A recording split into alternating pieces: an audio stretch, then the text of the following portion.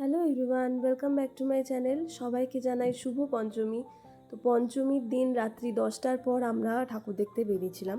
তো ফার্স্টে গেছিলাম অগ্নিবীণার ঠাকুর দেখতে, তারপর সংহতিতে এলাম, বাট গিয়ে দেখলাম যে তখনও প্যান্ডেল কমপ্লিট হয়নি।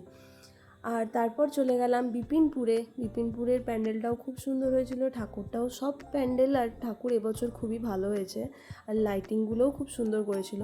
আর সবথেকে ভালো প্যান্ডেল যেটা ফার্স্ট পুরস্কার পেয়েছে সেটা হলো বুদবুদ গ্রামের ঠাকুরের। তো এটা খুবই সুন্দর ছিল, আর এখানে ফটোগুলো এত ভালো আসছিল না, তো আমরা এখানে দাঁড়িয়ে দাঁড়িয়ে অনেক কটা ফটো তুলেছি, যেগুলো আমি ইনস্টাগ্রামে অলরেডি পোস্ট করেছি, আর কিছু কিছু পোস্ট করা বাকি আছে, তো তোমরা প্লিজ চেক করো। আর তারপর আমরা চলে গেছিলাম রাতের ডিনার করব। তো সেই দিন ভেবেছিলাম যে বাইরে থেকে কিনে এনেই খাবো, পুজোর কটা দিন ঘরে আর সবাইকে একটু রেস্ট দেওয়াটা বেশি বেটার, তাই জন্য আমরা চলে গেছিলাম খাবার আনতে ধাবাতে। আর এখানে পুচকু দেখো কোল্ড ড্রিঙ্কস আর কিছু খাচ্ছিল, চিপস খাচ্ছিল, আর ছোটোজন টেবিলে উঠে খুব লাফালাফি করছিল।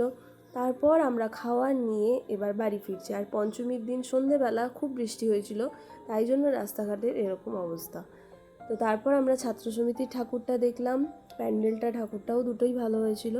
আর লাস্টে আমরা পাড়া কমিটির ঠাকুর দেখে এবার বাড়ি যাব। তো পাড়া কমিটির ঠাকুরটা কিন্তু এবার খুব সুন্দর হয়েছিল, কারণ কি ওদের 25 বছর কমপ্লিট হলো।